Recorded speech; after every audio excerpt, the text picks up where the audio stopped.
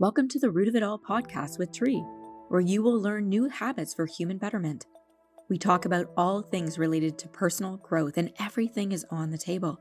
Each episode will explore different topics like self-care, mindfulness, goal setting, and more, with a focus on practical tips and actionable advice you can start implementing in your life today. Our goal is to help you become the best version of yourself and live a more meaningful life. So grab a drink, cozy up, take your dog for a walk, or go for a drive. Join us for some fun and meaningful conversations with some amazing humans. Let's grow together. All right, so hello everyone. This is Tree from the Root of It All with Tree, and today we have the owner of Kawartha Hypnosis, which is located in Peterborough, and we have Rebecca O'Rourke. And I'm so excited because she is one of the hypnotists within the Master Hypnotist Society, and also she is an OG with me. So So, welcome, Rebecca. Thanks for coming on. Awesome. Thank you so much for having me, Tree. It's delightful to be here. Yes, well, it's going to be fun because you and I, we generally get in all kinds of shenanigans when we're together. So, this is going to be a shenanigans, somewhat based podcast, which is good for the listeners that they're going to learn all kinds of stuff to grow through themselves and to share some of the things that we've grown through ourselves. Amazing. Yes. And fun as we grow. That's the way it needs to be, right? Absolutely, absolutely. So let's even just start there. Before we hopped on here and hit record, we are talking about Rebecca was sharing with me about the pressure that you put on yourself, the pressure that was going on. So teach us about the pressure and teach us about the specific emotions that you were held in, almost dare I say, held hostage in. Yeah, well, you met me many, many years ago, and I'm sure you can attest that the person that I was then is very different than who I am now. So, um, yes, and I think a big, big part of that was really learning how to take feedback and adjust the amount of pressure that I would put on myself. When you met me, there was this real kind of sense of going through life trying to make things happen. We all have stories and we all have things that in our childhood and challenges that we go through and then through all of those things we tend to operate with patterns, and my pattern was to make things happen, to force things to happen a certain way, or to try and make myself successful, or whatever the case may be. And the amount of pressure and the intensity that I was going through life with was not only hurting me physically, but it was hurting my relationships. It was hurting the way that I was interacting with people, and the way that, I was, the energy that I was even in. When you met me, I'm sure that you could attest that things were a lot different in my energy than what they are now. And the intensity needed to change simply because of health reasons. Sometimes we get into positions where the pain of the problem is so great that you have no choice but to figure out how to do it differently. And unfortunately, that's how it was for me. So the pain brought me to meet Robbie and the Master Hypnotist Society and you. And through the feedback that I've gotten with you guys, everything as far as patterns and the emotions and how I give myself stories, and whether I actually listen to those stories is, not useful anymore. So much has changed. And I think that it has a lot to do with changing the intensity and getting feedback to see the things that I couldn't see. Mhm. And it's so important because there's one common saying that we have in the Master Hypnotist Society. It's like if you can't read the label when you're in the bottle, right? And I'm sure it's not maybe it's a Master Hypnotist quote or not. I don't know, but it's a definitely a quote. Um, and so I want to unpack this a little bit for the listeners. So, because people that are listening to this, they're not necessarily in the Master Hypnotist Society. So when we talk about patterns, it's very important that people begin to level with and recognize the patterns that's going on with them, right? So the patterns that you had going on, that you got feedback for, you recognized it, and the patterns can be, sometimes it's an emotional thing. So the intensity that you're putting on yourself is what it was that you were trying to prove to people, the stories that you were saying, where you're talking about in your head. And when I say you, I mean all humans, right? Because we all do it, right? And this is really good for people to hear, to so that they can even start to self reflect and to really be curious about the stories that they're telling themselves that are holding them back from what's going on with them. And so, also the thing about getting feedback, having a mentor is really important. So, you and I, our mentor is Robbie Spear Miller, which, I've been with her for, oh my gosh, like I always joke with her. Um, uh, yeah, I call her my wife. And that she's never getting a divorce. And so, yeah, I've been with her for well over 12 years, well over 12 years. And I think, um, and so when we get stuck in certain emotions, we can end up blaming, we can end up deflecting, distorting, and not seeing things so clearly. Um, and the one thing too is that if we're not recognizing it in ourselves and talking about the pressure that you were in, it's almost like having an elastic band around your wrist that was way too tight and your hand turned purple, and you're walking around this purple hand and people are like, are you okay? And you're like, I'm fine, I'm good, don't you can't you see I'm good? Right? Meanwhile, they're like, you have this, like, your hand is purple, right? And so the feedback that you got, it was like, all you need to do is just loosen the elastic band and your hand will be fine. And so teach us about, like, when you realize how to alleviate the pressure, and how that felt for you. Also, too, how long it took you to sort of make that transition. Was there different steps? I know that's a couple of questions all in one, but go. Yeah, I would think that, people can change it faster than I did for sure. However, it was more of a progression. So you kind of get feedback and then you try out something different and you try it on. And sometimes it's like when you try on an outfit and it's just not your style yet. And it takes some time to sort of grow on you before you look at it and go, oh, yeah, this looks good. It's Right. kind of, So, it's actually, that is like such a great metaphor, because I literally bought something and I didn't wear it for like a year. And then I put it on and I was like, oh, this looks nice. So something to that effect in terms of actually changing. Keep going. yeah, exactly. And, it's not always a comfortable thing to receive feedback. I think it's different for different people. And, you are somebody that I've actually modeled as far as somebody who takes feedback really well. And can just take it and run with it and not take it personally, right? And, like I said, we all have different upbringings, we all have different experiences. And in my upbringing and experience, getting feedback was never really a safe thing. There was never really anybody giving me feedback in a way that was for my best interest. And so trusting feedback was part of my learning curve. It was part of the process to let go of the fear or the previous experiences that I was bringing into this experience. And I see, we help a lot of people, and I see so many people doing this in all kinds of relationships where they're taking previous relationship hurts and traumas and they're kind of putting it into the new relationship. And all it ever does is hurt the relationship. So, Yeah, yeah. it hurts So, the relationship progressing in the natural way that it should. And it mhm. could actually even destroy the relationship if not, you know, dealt with.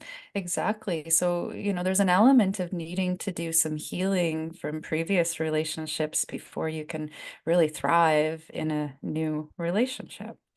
So, Well, but also too, I've worked with clients, and I'm sure you have as well, that you can even heal the same time that you're in a relationship too.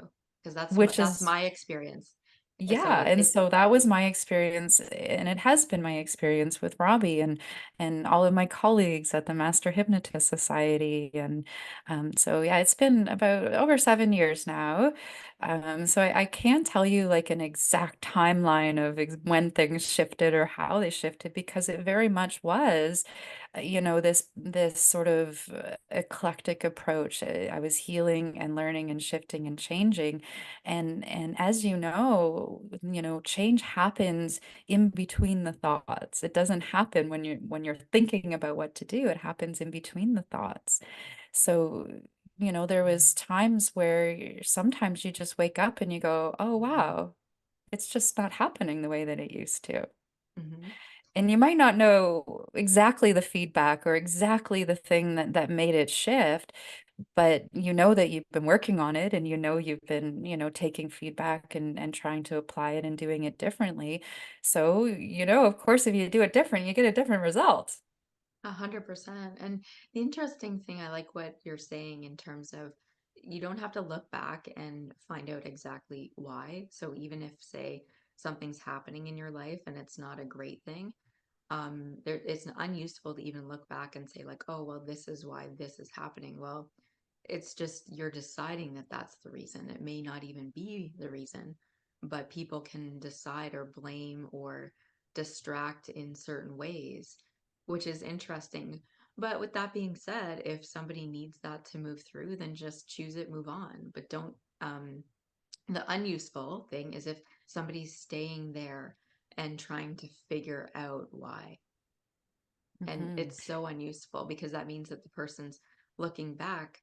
And we've all seen that cartoon of somebody on a bus and they're looking at the side of a mountain and it's so dark and gloomy, where the other person on the other side of the bus is seeing like the sunshine and the outside, where it's like move to the other side of the bus. That's all that needs to happen.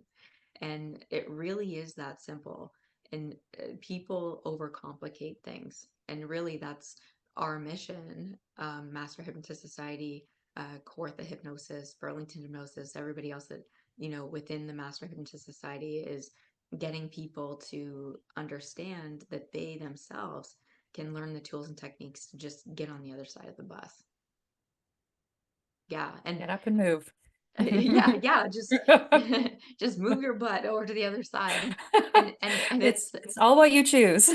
exactly. And it's so true that it's great, what I'm hearing from you, that you can't put your finger on it, but then you notice the shift. Great, awesome. And you're honoring the shift within you.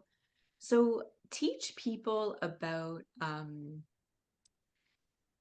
how you've learned how to really connect with people, because before, when we first met, and um I hope you're okay with me sharing this, but you were we were in a class downtown Toronto, um with Robbie and her mentor Scott, and you were wearing sunglasses in the room. And now, like, and over the years, the sunglasses are gone. You're wearing brighter colors. You're completely way more social than you are. Like, it literally is night and day. So teach me from, like, connecting with people point of view, connecting with all humans, of how you really made that transition, and then also too, like, what you're enjoying about it right now. Okay. Yeah. So when I met you, I had quite a few disabilities. So like you were saying, when people are trying to fix things or they're focusing on things, it tends to make it worse. And that's really where I was at when I met you, as I was trying to fix my health issues. I was focused on, getting better, let's say. And it became like, the harder I tried to fix myself, the more pressure I was putting on, and the more intense I was and the worse it was getting. It was just like this crazy roller coaster ride. So, what really needed to happen was I needed to stop trying to fix myself. And I started to really need to learn how to just accept things for how they were. Instead of thinking, focusing on what was wrong, Hmm. sorting by distinction, I had to start really looking at what was right and what was good. And so that was also true with the people that I was meeting, as a pattern that I was running for safety reasons when I was young. I was always looking for what was wrong or what, who could hurt me or whatever the case may be. And that pattern was kept going in a time in my life where it didn't need to keep going. We're in like protective mode, big That's time. right. Yeah. And Yeah. So I was trying to fix myself and protect myself. And, the real shift was about becoming accepting of others and accepting of myself. awesome. And when you say accepting of others, what was like the biggest either aha moment or perhaps barrier that you pushed through to the other side? Well, the biggest aha moments, I remember when I met Robbie and she's really good at calling people out on their patterns and helping them see the things that they can't always see. And when she did that for me, of course, I couldn't see the things that she was saying. And she was talking about the pattern of being really rules and regulations and kind of black and white thinking and which there's a lot of judgment in that way, right? And that's not how I saw myself. Like I remember going, "What do you mean? I'm the least judgmental person in the world." People can do whatever they want, right? Like I really thought that I wasn't judgmental until she kind of put that on the table. And once she put it in front of me, it was like I couldn't not see it. I started to really truly see, how I was judging everything. I was judging my food. I was judging myself. I was like, I had TMJ in my jaw because when people weren't following the rules, I was clenching my jaw like, do you not know? So your body was being affected by it big time. Oh Oh, my gosh. yes. And it was causing pain and I couldn't even see it. So, the jaw was a really good physical way for me to recognize a physical response that was happening just automatically, right? So when I could at least maybe not always catch it in the mind, I could at least catch it in the jaw, and then I could interrupt that pattern and then choose the new way. And, it took some time, but it wasn't actually that long before it really just started to become the new way. And the new way is just really, people are doing the best they can with what they know and what they have. And that's totally cool. Hmm. Absolutely. And that's so cool that you actually had a physical response in your body that could shine a light on exactly what was happening in your orbit of how it is that you're operating in the world. So Mhm. so people that are listening, be curious and listen to your body and be like for example, some weight loss clients that we have, they'll come in with all kinds of digestion issues and then once they start connecting with their body in that way, then they lose weight. They also feel better in their digestion as they're changing things. Sometimes the digestion is caused by stress or even just certain foods that they're eating from an emotional standpoint. So, let me look at my list here. I have so many questions for you, Rebecca. I am yours for half an hour. Oh, I love it. I love it. Um, so so let's talk about from a human standpoint and human behavior standpoint.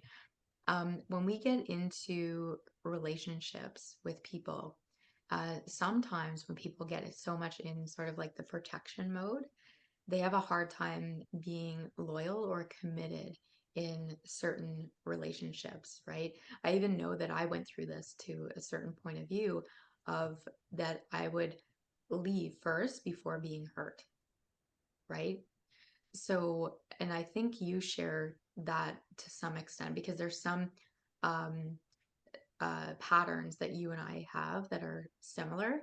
So teach us about when you are committed. So even from a business perspective, like being in communities and things like that, like being committed into that and being loyal to that and building relationships within that. So talk to that a little bit of how you've experienced that, and being in Peterborough. So it's a very different type of community too. And I'm sure everybody listening to this is in all kinds of different communities all across Canada, US. Mm. Well, Peterborough community is amazing. I enjoy being there. It's kind of like a cottage-like community and small town sort of oriented, so everybody knows everybody, Hmm. right?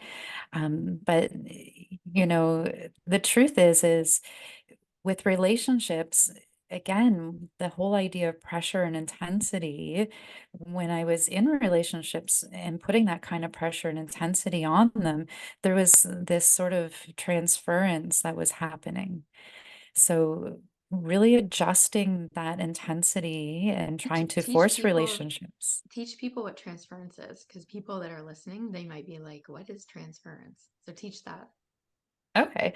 So, transference is kind of like when you have a previous experience and it makes you feel a certain way, and then all of a sudden you go have another experience and it triggers the previous experience. And then all of a sudden you have the same sort of emotion, the same sort of resources that you did in the first experience. So you're transferring one experience into another when it doesn't really fit. Yes. So, I think that I have had to learn transference and when that's happening for multiple different ways in my life. Like, an example of that was the first time I had a famous client. And there was sort of this transference of rock star, like, woo, which isn't actually useful to help somebody out of their patterns. So, thank goodness we have a mentor that can help us move through the things that we need to move through because nobody ever really reaches a perfect specimen. We're all works in progress, right? Hmm. But, I think that the question was more about the intensity of how I used to put on relationships and how I've changed that intensity with networking and being in the community. And, as we put pressure, it was almost like you were saying how you would leave before you thought the relationship was going to end. So you would just sort of leave to protect yourself. Right. And we talked a little bit earlier about how we create stories and all of a sudden we're just, telling ourselves stories to justify a feeling or an emotion. So relationships have a lot of feelings and emotions, which means we put a lot of stories to them. So a big thing for me was about getting out of the stories and just moving through the emotion and moving past the emotion and deciding what do I want to get out of this situation? Because, rapport has different levels with different people. So when you're in networking, it became what do I want to get out of this? Right. And networking was always about getting into rapport and being other sorted and practicing being better at being with people. So there was more of an outcome to each relationship, to each situation, to each scenario, which really helped me shift and adjust to how I was approaching it rather than just letting the stories play over to justify the emotion, which was what was happening before. Hmm. Yeah. So awesome. So I'm just going to unpack a few things for the listeners. So what Rebecca is talking about is that before she had to, she didn't have to, but she was in kind of like protection mode and you're being self-sorted because you're protecting yourself, making sure that you were safe, making sure that you were physically safe, even with certain things that you were going through in your body, and that you learned to be what's called other sorted. So, really embracing other people, being curious about what their needs are first before yours, and building even bigger rapport with those people. So, within the community that you were immersing yourself in, that it allowed you to really become closer connected with people and actually gaining their trust, or they can trust you faster. right? So you probably found that's what also happened, is that when you became more other sorted, that all of a sudden you were being embraced by other people easier, faster, and having fun, totally having fun. Yeah. Yeah, and not just the ways that I wanted to have fun, but also now the ways that other people want to have fun too, right? So, because we all have sort of a different dial of what fun could be, and you and I think we have our dial might dial up a little higher than the average person. So I have to, have a little bit more rapport, a little bit more other sorted so that, the dial is where it needs to be so that everybody is enjoying the experience. Absolutely. And it's even different when it comes to male and female as well, right? Like, um, it's interesting when I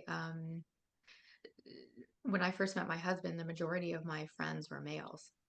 So it's when we first met, I was like, hey, you need to be okay with this, and he totally was. My husband is he's not jealous at all. Like, we are so connected and on many levels, and that was sort of what allowed us to create huge rapport and feel safe, because there was no kind of having to walk on eggshells because you wanted to be courteous for the other person.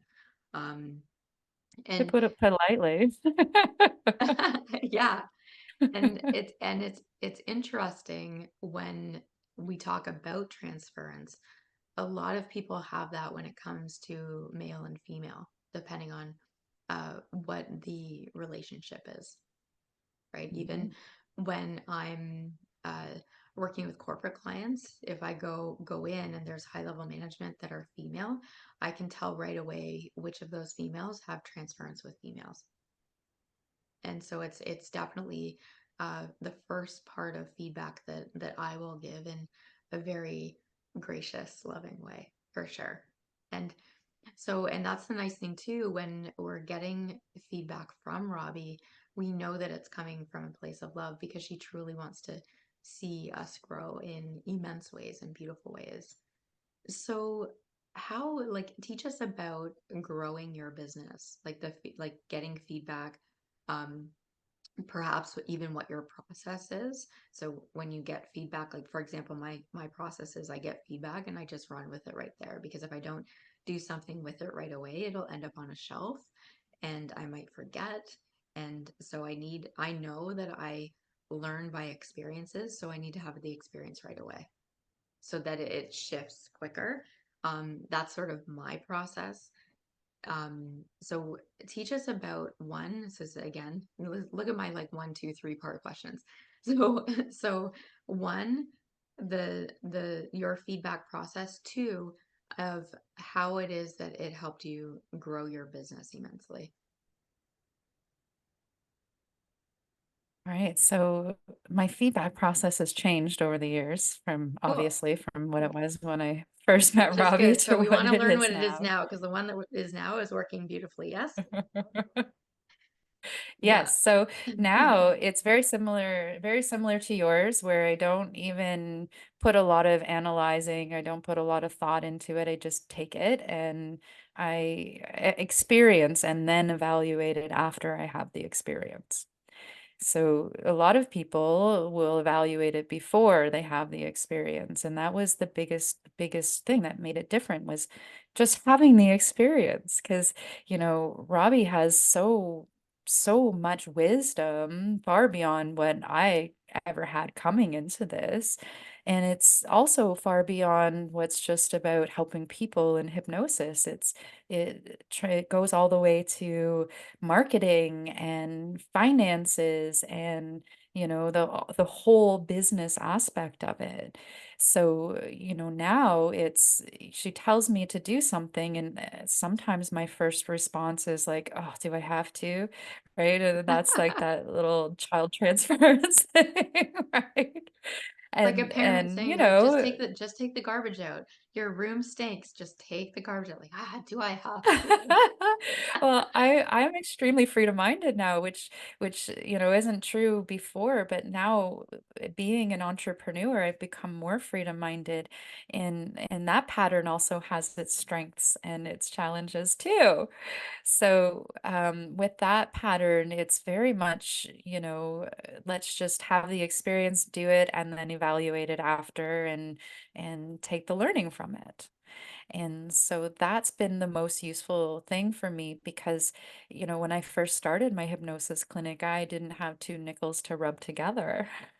I was on disability.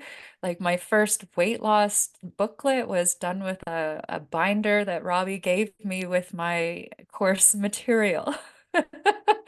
So, the fact that she was able to give me the feedback and the guidance to build something with nothing is truly incredible. To be able to go from someone who is on disability and, left the school board, I was a firefighter, there was all kinds of things that I was doing, and I left them all because I, needed to get healthy. And, Robbie was able to not only guide me through the health journey, but also through the entrepreneurial journey, also through relationships and raising my children. The way that, I work with my children now is totally different than what it would have been had I have not met Robbie in the Master Hypnotist Society. I probably would have given my kids the advice to follow the rules. And they would have rebelled. Right? Yeah. And, maybe not followed their passion, maybe felt more shame based on the way that I looked at them. There probably would have been more anxiety in their life or diagnoses that I see a lot of their peers have that they don't have. Not only that, but they also have the permission to become whatever they want to become. I think the old me would have, encouraged my son to become a tradesman, which was safe and secure and right, or at least consistent. But he decided to go into fashion design, Which which I'm is excited. I'm yeah, super which excited. is really cool. So he's building his own brand and his own business. And if I had never learned all the things that I had learned over the last 7 years and met Robbie, I'm not sure that that would even be true for him following his passions and building something for himself because he watched me do it. So he knows it's possible. So you're a great role model for him, which is awesome. Also, Hmm. I'm sure a great role model for a lot of the other business owners up in Peterborough as well. Uh, so, so what what would be, so I know that I'm taking up too much of your time here, but let's end on what would be the biggest thing. So say you were to tell somebody that, like your kids, what would be the biggest nugget to tell anybody in terms of their own human betterment to get out of their own way for growth? That emotion and is just something that you need to move through and not tell yourself stories around the emotion. That becoming outcome oriented and really deciding, how you want things down the road and then taking action right now so that you can get what you want down the road is the most useful thing to do. And we have to be able to get out of emotion and stories to be able to do that. We have to be able to become versatile and shift and adjust to be able to do that. We can't take one formula and put it everywhere in order for us to get different outcomes in different areas of our life. So, really, to be flexible and take in feedback, to be willing to see the things that maybe you're not seeing now and know what the outcome is so that you can get the feedback and get to where you want to be. Hmm. That's great advice. Because the truth is that every moment of every single day, us as human beings, we are in an emotional state. So if we're choosing to stay stuck in something that is just a moment in time, the more useful thing is even giving yourself feedback or seeking out feedback from a mentor or um, somebody that that you trust, and moving through and absolutely staying so focused on the outcome, right? That's another thing too, that some people can get focused on one thing and then they'll shift it and then they'll shift it again and then they'll get frustrated and angry because they're not reaching their outcomes, because it's like they're just changing it so often. So it's Right. holding space in accountability in oneself and having the emotions align to really create a trajectory towards it. So awesome. Well, thank you so much again. And we're gonna have Rebecca's bio and all of her links in the show notes. And thank you so much.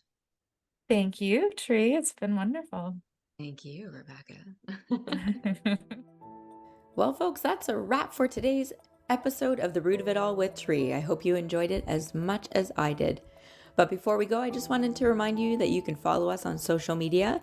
You can find us on Facebook or Instagram, and we will be posting motivational quotes and behind the scenes content that you won't want to miss. You can always sign up to come live while we're filming this, or even join us online through Zoom. We always offer open question and answer after each episode that we don't record, so it's all private, but you can get more involved. So sign up for free at businessgrowthresults.com, and we're going to cover all kinds of different topics that you're not going to want to miss. And if you're looking for that one-on-one guidance or help, be sure to book a free screening. You can do that at burlingtonhypnosis.ca or call 905-634-4777. And finally, you can catch our podcast on all major podcast platforms, including Spotify, Apple Podcasts, and Google Podcasts. So be sure to subscribe and never miss an episode. Thanks for listening.